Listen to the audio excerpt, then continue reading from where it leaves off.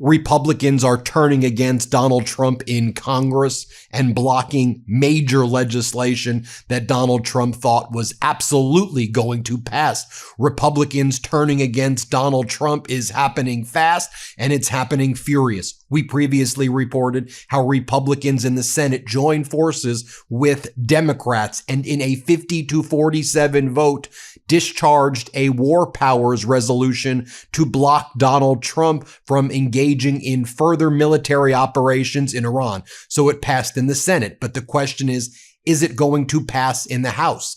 This will go before the House of Representatives today. Jim Himes, the ranking Democratic member on the key military committee, says that they believe they have the Republican votes and they have a lingering Democrat from Maine, Congressmember Golden, who was previously voting against the Democratic position to block Donald Trump from having war powers. And Democrats believe indeed in the House of Representatives, they will be able to discharge a similar war powers resolution as the Senate, both chambers about to issue a stunning rebuke of Donald Trump's unlawful and catastrophic war in Iran. Now, Donald Trump still has the ability to veto it, and he probably will veto it, but it will be sent to his desk, and it will become very clear that the American people, as represented in both the Senate and the House, want this war done. This war should never have happened from the outset. It is crushing the American people,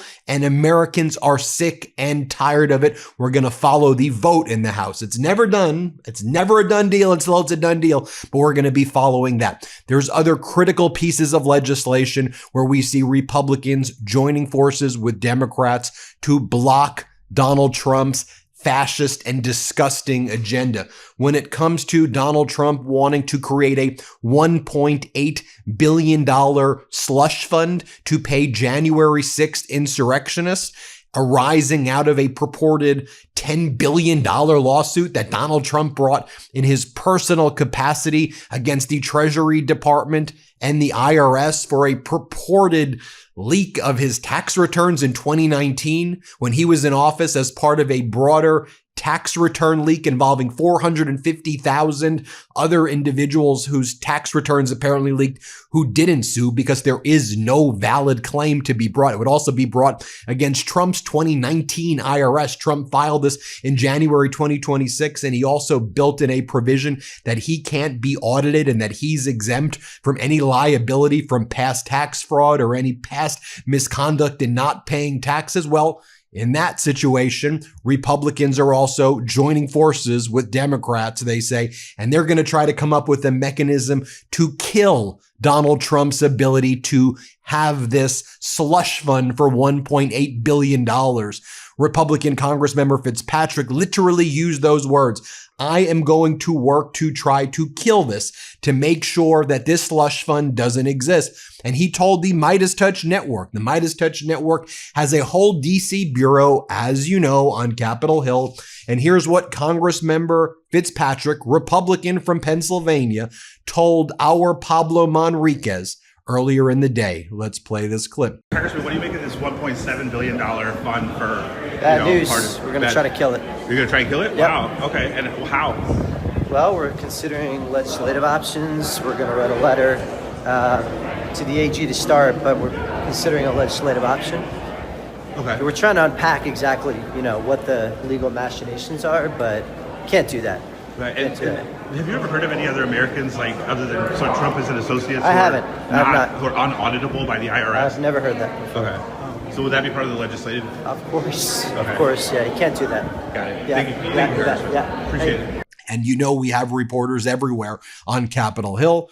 So then Fitzpatrick spoke with our head of our DC bureau, Scott McFarland, and here's what Fitzpatrick told McFarland. Here, play this clip. The slush fund for crooks and rioters is at risk of melting right here, right now at the Capitol. A key Republican here in the U.S. House, Brian Fitzpatrick of suburban Philadelphia, a frontline Republican, says he is keen on killing this thing. His constituents do not like it. We also spoke with Republican Congress member Schweikert, Again, very right-wing guy. He's not happy about this slush fund either. This $1.8 billion slush fund. Here's what he had to say. Play this clip. Any thoughts on the $1.776 billion fund? Oh, I'm very concerned about it. Deep concerns? Oh, yeah, it's partially, I don't know structurally how you do that, when there's already statutes to redress those sorts of grievances. Thank you, sir.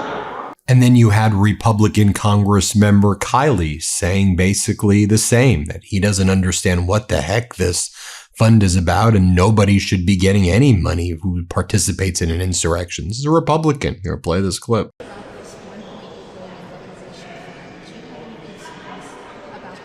Of course I have concerns. It's very strange, very unprecedented.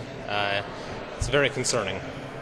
Do you think that January 6 rioters who have been pardoned should be able to receive money from this fund? I don't know why anyone is receiving money from this fund. That's not the way we typically adjudicate claims if anyone has claims. And certainly I would think that, those wouldn't be people that would be at the top of the list, even if there were a basis for such a payout. So I'm still learning about it. It's a very unusual arrangement. I think that there does need to be congressional oversight into exactly how this came about and what exactly is going to be the criteria for any distributions.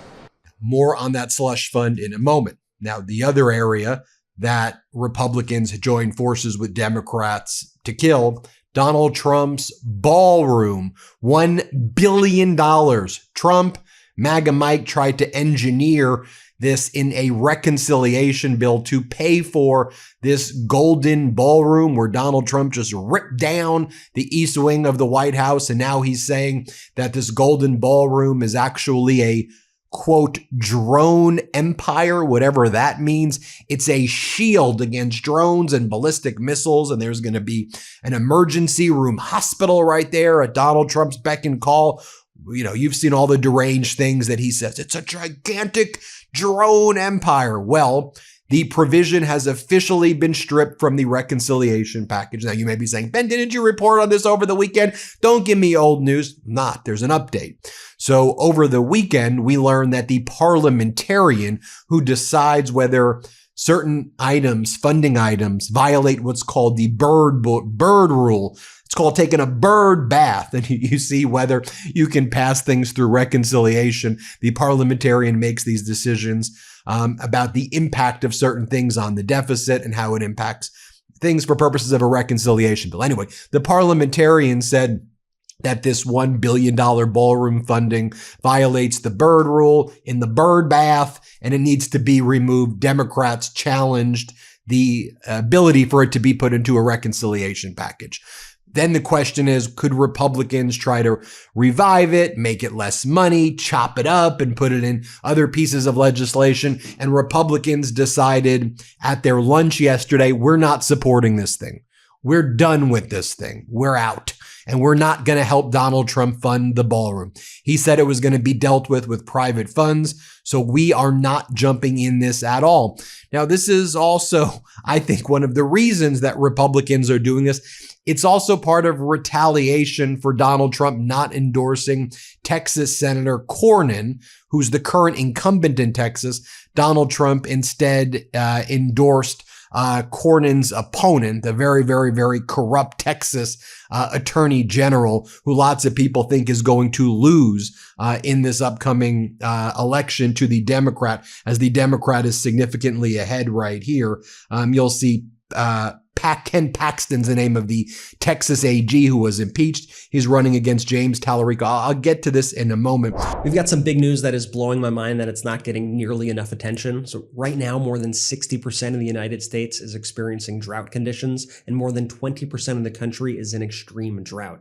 Honestly, have you heard about this anywhere? Front page headlines, leading the nightly news? 'Cause it seems like a pretty big deal to me, is all I'm saying.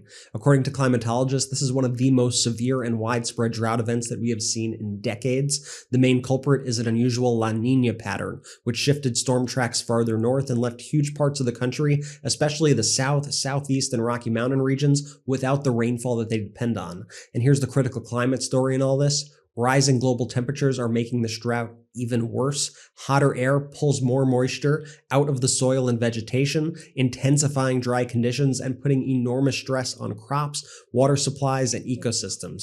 Colorado, Georgia, and Florida are among the hardest hit states right now, with some areas facing exceptional drought, and relief may not come anytime soon. Experts say that meaningful improvement is unlikely until late summer or even next winter, when a potentially historic El Nino could shift weather patterns in the opposite direction. So the Trump administration can ignore climate change all they want. Climate change sure is not ignoring us, and we need to make sure that we are keeping these issues front and center. That's it for this report. Now I want to hear from you. What are your thoughts on this news, on climate issues, and on our climate coverage like this?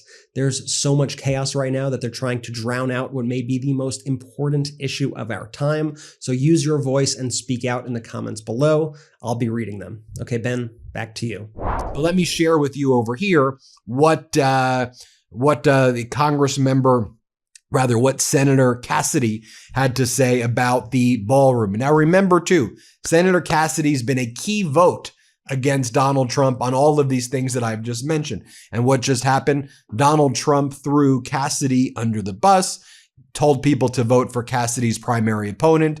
Senator Cassidy from Louisiana lost his primary, and now Senator Cassidy's out there working across the aisle finally with Democrats. Watch what Senator Cassidy had to say about Trump's golden ballroom. Here, play this clip. There's no architectural plans. There is no environmentals. There's no engineering. There's no sense of, when we ask, how did it happen to cost exactly $1 billion? In my mind, that is, it could cost a lot less. It could cost a lot more. I just don't get it. Now, Senator Cassidy also posted the following message as well. People are concerned about paying their mortgage or rent, affording groceries, and paying for gas, not about putting together a $1.8 billion fund for the president and his allies to pay whomever they wish, with no legal precedent or accountability. This is adding to our national debt. If there needs to be a settlement, the administration should bring it to Congress to decide. So clearly you have Cassidy getting his revenge right there indeed. I mean, you also had Lindsey Graham calling Donald Trump out as well. You know, after certain news broke that Donald Trump was considering a letter of intent with Iran, although, you know, this is often fake news when Trump says letters of intent. We'll see what really happens there. Lindsey Graham lashed out at that idea. Lindsey Graham says, while I hope for a diplomatic solution, it must be comprehensive to ensure that Iran is no longer the largest state sponsor of terrorism. It also must be real, and the negotiations must be reliable. I appreciate everyone's efforts in the region to help this cause. I'm hearing that Pakistan's field marshal may travel to Iran. What could go wrong? Maybe he'll report the status of Iranian military aircraft being housed on Pakistani air bases. Like so many, I'm watching very closely what unfolds regarding, yet again, another effort to reach a deal with the Iranian regime. I wish all involved success that is real. That is real. Essentially mocking Donald Trump for fake deal after fake deal after fake deal. Now, we also learned that the IRS previously prepared a 25-page memorandum outlining what they saw as flaws in Donald Trump's frivolous suit against the IRS and the Treasury Department, and they advised the Justice Department to move to dismiss it. This was a frivolous case. There's so many grounds. Statute of limitation, immunity grounds. There's no valid cause of action under the Iqbal and Twombly pleading standards at all. I could go into this and do a whole hour video on it. But Trump's lawsuit for $10 billion alleging he was emotionally distressed because his 2019 IRS had some contractor who leaked 450,000 people's tax returns. It ain't a lawsuit. It should be thrown out right away. In fact, you should get Rule 11 sanctions for it, not enter into a collusive settlement agreement, then not tell the federal judge about your settlement agreement, have the Justice Department say that they'll never audit you ever, and that any past tax liabilities you don't owe. This could be hundreds of millions of dollars, if not billions of dollars in benefits to Donald Trump unjustly right there. And so that needs to obviously needs to be called out. And then we have Mike Lindell, Donald Trump's buddy, the pillow guy, saying that he's going to be asking for $400 million from the fund. Here, play this clip. We actually put into the government a couple months ago through following a process that they told us about then. Now, this is new. And we are actually going to get it out there. I don't care which comes first to help my employees that lost millions upon millions of dollars. We had 3 third parties look and do an evaluation of MyPillow, what it was prior to all these attacks and what it is now. And all of them averaged $400 million that it cost the brand and cost MyPillow. And, it's just horrific that our own government could do this to the American dream, this company that was built on the American dream and made in the USA. And to have this happen, this will be it will be a blessing to actually get made some of these my employees made whole that were stockholders because in MyPillow, and even a lot of them that have lost their jobs, that were affected then, and all this. Also, Enrique Tarrio, the leader of the Proud Boys, says he's going to be asking for $2.5 million. And one of the things that I think were from the fund, the Proud Boys, Oath Keepers, they taking our taxpayer dollars. Even Republicans right now are saying no. And also, I think they're seeing the writing on the wall, what's happening in Texas right now, where a Democrat, James Tallarico, is leading Ken Paxton, who Trump just endorsed. And I think Republicans in the Senate and the House say, wait a minute, Trump is is he intentionally trying to destroy us right here? Here, play this clip. It's simply put, they're looking at the numbers. They are looking at the numbers, and the idea that Democrats can't win in Texas, I want to put that to rest. They could very well do it. James Tallarico could very well win in Texas. And I want to use a comparison point with 2018 because there was all this talk about Beto O'Rourke, right? Oh, could he beat Ted Cruz? He could beat Ted Cruz. The numbers at this point in that campaign, simply put, did not support that conclusion. But the numbers at this point absolutely support the conclusion that James Tallarico can win. So take a look. Texas Senate polls in May of the election year. When you matched up Beto O'Rourke versus Ted Cruz was up by 7 points. He was clearly ahead. But look at the polling average now when you max up Ken Paxton versus James Tallarico. It's actually Tallarico that's ahead by 4 points. And Johnny B, I was looking back at every single Texas Senate race that I could find. And at this point in the campaign, James Tallarico is polling better than any Democrat in at least 24 years. You have to go all the way back to 2002 to find a Democrat even polling anywhere close to where Tallarico is polling right now. Texas, Democrats have dreamt about turning it blue. This time, the numbers actually support the idea that they may actually be able to do it. I have to say, this is a difference that I have not seen before and I was not aware of. And a lot of people are making the comparison to 2018. One of the reasons is that Ken Paxton, if he's the nominee, not a super popular nominee. And people are like, oh, well, Ted Cruz as an incumbent senator, he wasn't that popular either. So what's the difference between Cruz and Ken Paxton? Yeah, the idea that Ted Cruz was not that popular, that's a falsehood. That is simply put a falsehood. You go back. Again, just look at these differences right here. Okay, Texas GOP candidate net favorability. Ted Cruz's net favorability was actually plus 7 points in my average polls. Look where Ken Paxton is. The complete inverse of that. He's 7 points underwater. So look, again, you just look at the numbers. In 2018, Democrats had this dream of turning Texas blue. The numbers didn't support it in large part because Ted Cruz was actually decently popular. But Ken Paxton is anything but. In poll after poll after poll, he is underwater. No wonder Republican senators are running scared, especially after that Trump endorsement of Paxton yesterday. So then you had Donald Trump's Attorney General Todd Blanche give this bizarre interview with CNN last night. Did you see it? Where Todd Blanche says, yeah, I have no issues giving money to people who attacked and try to kill police officers. That happens all the time. We always give money to people who try to attack and kill police officers. Like, quite literally, what the hell are you talking about?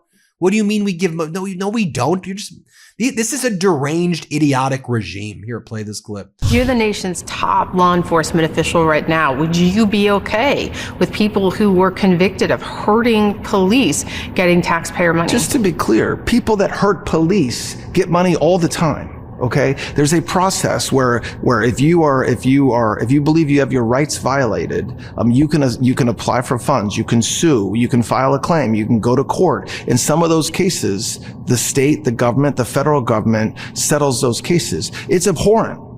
to ever touch a law enforcement officer, which is why anytime anybody does that, and it's a federal officer, we'll prosecute them. But that's a completely different question with whether an individual is allowed to apply for a claim. Whether they'll get a claim, depends. I can't, it would not be appropriate for me to talk about absolutes, like absolutely not, under no circumstances. I mean, we can talk about hypotheticals till we're blue in the face, but that really wouldn't be fruitful. Then CNN said, but don't you think the average taxpayer would be upset that like your taxpayer dollars are going to like insurrectionists and like terrorists, like you're like and horrible people and people involved in J6? To which Todd Blanche says, no, I think Americans would love this. Here, play this clip. Now, he really doubled down, insisting not only is this legal, but this is something he says that taxpayers would support because they would want people who had been unfairly treated to be compensated. But Aaron, you and I have been in this business a long time. Nobody who's ever been investigated by the Justice Department or by authorities has been happy or thought it was fair. So it's still a little unclear how they're going to prevent a feeding frenzy of taxpayer funds here, but they have about 30 days to select the members for this committee and lay out more ground rules for how they're going to vet this influx of claims. Whose idea was the audit addendum? Let's play this clip. Played no role in my decision except to do the right thing. Whose idea was this audit addendum? What do you mean, whose idea was it? Who came up with this? Did they ask for it? Did you the president has outside counsel, and their counsel of the Department of Justice, not me. And there was negotiations, and this was what part of those negotiations included a discussion around any pending audits. And by the way, even Republicans are not buying this. So on all of these fronts right here, war powers, I believe you're going to have the House and the Senate both coming together today. Blocking that will keep you posted. $1.8 billion slush fund. Republicans joining with Democrats blocking that. $1 billion to the Ballroom. That's been stripped out of the reconciliation bill for good. Bye-bye to all of that.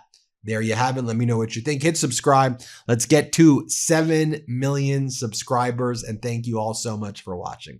Seriously, subscribe. You may not think you're subscribed. Double check that you're subscribed. Thanks.